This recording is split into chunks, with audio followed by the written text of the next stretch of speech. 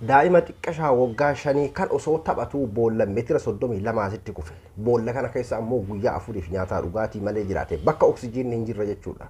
warroonni biraa gartee isa baasuudhaaf yeroo isa biratti dhihaatan oksijiina dhabanii yeroo gaggabanitti dafanii ol deebi'anii jechuudha. Akkamiin achi keessa jiraate rabbiin daa'ima kana maaliif akkana godhe? Ammoo san qofaa miti eega bakka oksijiinni hin jirre kan akkana jiraate guyyaa 5 achi keessa jiraate guyyaa 4 jira jechuudha. Eega ol baasanii addunyaa gubbarratti bahee booda ammoo daqiiqaa 45 qofaadha jechuudha kan inni jiraate addunyaarra.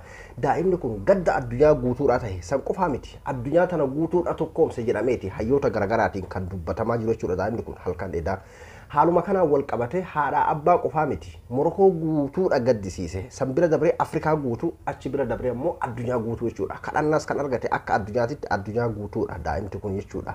Du'a isaatillee kan gabaase mootummaa biyyattiiti. Waa'ee kanaatiin wal qabatee mee fakkeenyaa fi haala biyyi keenya keessa jirtuu fi lubbuu namaa biyya keenya keessatti lubbuu namaa biyya namaa keessatti akkuma dhiheenya kan Ustaaz Jamaal Alii jedhee wanni irraa qaaliidha lubbuu namaa ta'uu daa'ima kanarraa maal hubanna biyya keenya keessatti hoo maal ta'amaa jira kan jedhu biyya keenya keessaa wal qabsiifne akkasuma ammas tarii tokko keenya kan nutti cufe kan gartee mootummaa maal akka ta'e biyyi namaa lubbuu namaatiif maal akka yaaddu kan agarsiisu waa'ee daa'ima kanarraa maal akka baranne waliin ilaalla. Hagarumaatitti na waliin turaan isin jira. Hedduun keessan kaaquba qabdan jedheeti yaada Arrayyaan Morokoo keessatti biyyuma keenya Afrikaa keessatti jechuun akka Afrikaatitti jechuudha. Afrika madhiheenya kana akka biyya keenyaatitti no more nama ajjeesuudhaaf no more jedhamaa ture Afrikaa kana keessatti jechuudha.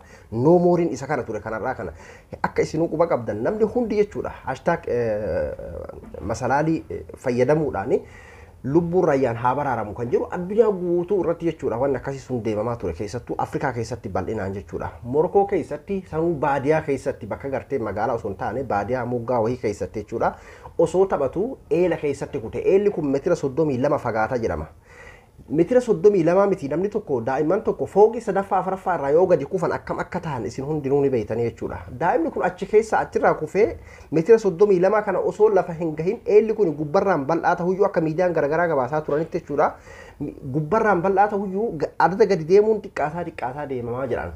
Duuba haaluma saniin eega boollatti kutee booda warri kaa akkuma gartee daa'imni jalaa kufeeni iyyatanii akkasuma gartee namni fakkeenyaaf qabaletti akkasuma ammas gara aanaa godina waan jedhamu kanatti akkasitti adaduma iyyataniini sadarkaa biyyattiitti birmannaa guddaa argatee meeshaan ammayyaa ni jira jedhame hundi garasitti deemameeti qotamaa ture warri irraan beeyneef jechuudha. Guyyaa kibxatarratti fakkaata guyyaa kibxataati kan itti kufee jechuudha daa'imti kuni. Sambata kaleessaati ammoo kan gartee halkan kan achi keessaa baafame jechuudha. Guyyaa 4 fi cinaadha achi keessa kan ture boolla san keessa jechuudha. Boolli kuni diqqaataatti deemamaa jedhama. Mucaan sun eega bahillee fuulli isaa akkana waan akka dhiigaa maal kana qaqqaba akkuma isinuu agarta jechuudha fuula isaa irratti. Duuba haala saniin birmannaan guddaan godhamee fi boolla bakka inni gadi seeneen kana mucaa irratti biyyeenni harcaate sababa jedhuun boolla dhiisanii bakka biraatiin qotaniitti as deebi'an. Fakkeenyaaf footoo kana yoo isin ilaaltanii boolli bakka gartee kunoo wanni akka kaameraadhaa gubbaa dhaabatu kanaa jechuudha. Bakki qotameen ammoo achirraa achi fagoodha. Achi fageessanii amma kaameraa walitti dhiheesse malee adda fagoodha. Achiin qotameeti dalga lafa jalaatti as deebi'amee jechuudha. Meeshaa ammayyaa lubbuu namaa ni baraara warri jedhame ogeeyyota waan jedhame warri waa'ee lafaa maandisa lafaa kan jedhame guutuun biyya san keessaa itti hirmaataniiti haala saniin guyyaa 4 fi tattaaffii cimaa godhan jechuudha. Kana qofaa miti osoma akkasitti qotamaa jiruyyuu namoonni dandeettii boolla keessa seenuudhaan ni qabna jedhan hundi lubbuu isaa baraarra jedhanii jechuudha. Haala ittiidhanii yeroo gara boolla kanaa gadi erganitti hogguu meetira 20 fakkeenyaaf tokko akka miidiyaa irraa dhagayetti naannawa meetira 20 wahii eega gahee oksijiina dhabee sunuyyuu kan du'u ka itti ol deebisan jedhama. Nama hedduudha kan akkasitti yaala jechuudha. Seeneeti daa'ima kana baasa jedhee namoonni akkasitti yaalii godhan jechuudha. Inni kaan ammoo gaduu deemamu meetirri boolla kana gad xiqqaataa jalatti gubbaan bal'aadhaa xiqqaataatti gad deemama waan ta'eef daa'imni nu waan qaamni isaa xiqqaa ta'eef daa'ima waggaa 5 xiqqaa waan ta'eef deemee achi gahe malee achi naman geessu jedhamu. Rakkoo akkasiisan keessatti daa'imni kun maalirra akka taa'e fakkeenyaaf kaameraadhaan diqqeeffamee yeroo agarsiifamutti akka waa qabatee jiru yookiin ammoo boolluma gamaa gamanaa tana keessatti akka waan rakkateeti kan agarsiifamaa ture jechuudha. Daa'ima kana haga akkanatti qotan kana hunda kaameraadhaan jechuun achi keessatti kaameraa gadi erganiiti akka inni lubbuudhaan jiru laalaati turan daa'imni kun lubbuun ni jira jechuudha. Haga akkasitti namni hedduun du'aayii garaagaraa godhaa fi akkasii waliin cinqataa ture sanitti lubbuun isaa akka jiruudha kan himaa turan. Hatta waan akka isaaf oksijiina ta'uu fi akkasuma ammas waan inni nyaatuu fi dhugus achi keessatti itti gadi daddarbaa turanii jechuudha. Garuu daa'imti sun akkamitti hin fayyadamaaf hin fayyadamu waan irraa beekame hin jiru jechuudha.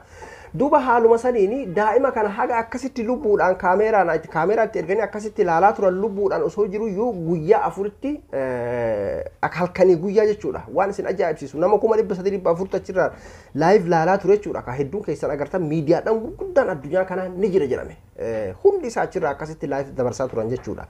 Namni kaan dubartoonni achitti wal gahaniiti achitti sharaa dhaabbataniiti warra achi waan kana ifaajuudhaaf nyaata hojjetanii jechuudha. Namni waan danda'u jechuudha kan achitti sharaa dhaabbatee achitti godaane hojii idilee ofii isaa dhiisee jechuudha.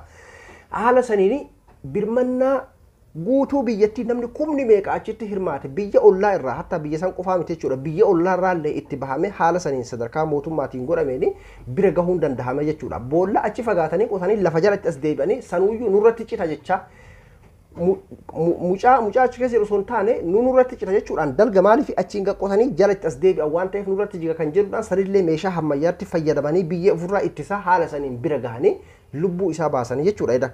Lubbuu isaa baasanii yeroo sanitti kaanii jira likoftora achi dhaabbatee eegaa likoftoraan fuudhanii ogeeyyonni lubbuu namaa ni baraaran jedhan ka gara fayyaatiin jechuudha.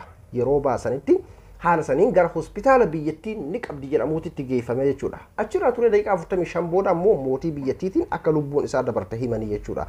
Namni yeroo baasuu deeman kanatti waan nama ajaa'ibsiisu mucaa kanarraa wanni baratamu yeroo haga fakkeenyaaf guyyaa haga qotamuu jiru kanaatitti lubbuu isaa haa baraaru jechuu malee daa'ima kana rabbiin achi keessaa bahee nagaa nu haa godhuudha waan jedhamu namni hundinuu dagate irratti fakkaata. Lubbuu isaa achi keessaa lubbuun nagayaan bahee gammachuu ibsataa turanidha. Gammachuun sun ammoo daqiiqaa 45 booda rabbiin nu fudhate jechuudha. Achi keessatti warri isa baafna jedheetiin fakkeenyaaf achiin gaddeemu oksijiina dhabaniiti jechuudha kan biraa deebifaman. Odoo isa biran gahin oksijiina dhabanii boolli xiqqoodha meetira 32 jechuun waan laafaa isinitti hin fakkaatin meetira 32 jechuun fooqii meeqa jechuudha fooqii dheeraadha. Kanaaf akkasitti achirraa bahee ammoo daqiiqaa 45 booda jiraate jechuudha raayyaan. Haala saniin gadda addunyaa guutuudhaa tahee jechuudha. Kana bira dabrame immoo addunyaallee tokkoomse jechuudhaan dubbatamaa jira jechuudha. Addunyaan hagaruma ture jechuudha. Namni osoo kanarraa fakkeenyaaf waa barate isa kanarraa waan daa'ima du'a mucaa kanaatii fi akkaataa waan mucaa kana mudate irraa waan guddoodha barataa jechuudha. Daa'imni kun achi jalatti kan gartee namoonni gurguddaan isa baasan oksijiina dhabanii yeroo gartee akkasitti namni guddaa fi ijoollee wal adda. Daa'imti kun xiqqaadha. Daa'ima waggaa 5 kan sodaa bareedha.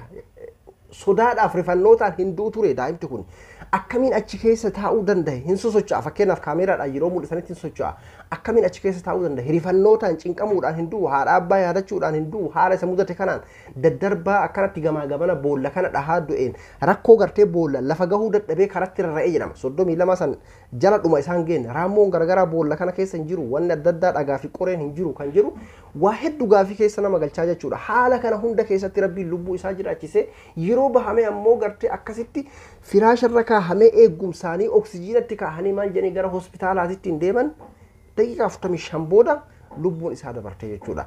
Kuni dhugumatti wahii wayiitiif rabbiin waa nu agarsiisuudhaafi dura tokkoffaa rabbiin gaafuma lubbuu tana uumu lubbuu namaa tanarra addunyaa tanarra wanni qaaliidhaa hin jiru. Morokooleen seenaa hojjette jechuudha kanarratti.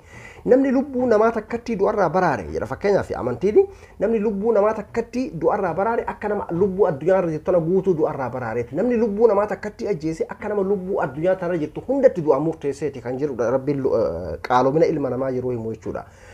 Wanni rabbiin addunyaa kanarratti qaalii godhe lubbuu namaati jechuudha. Fakkeenyaaf biyya keenya yoo fudhanne yaa jara keenya daa'ima tokkoo miti guyyatti daa'ima meeqatu haawwatii meeqatu osoo harma hodhu haramarratti du'aa jira jechuudha. Meeqatu mana waliin gubataa jira yaa jara keenya. Biyyuma keenya keessatti Oromiyaa keessatti waa meeqatu ta'amaa jira. Wallaggaan keessatti waa meeqatu ta'amaa jira. Tigraay keessatti waa meeqatu ta'amaa jira. Amaaraa kililii keessatti waa meeqatu ta'amaa jira.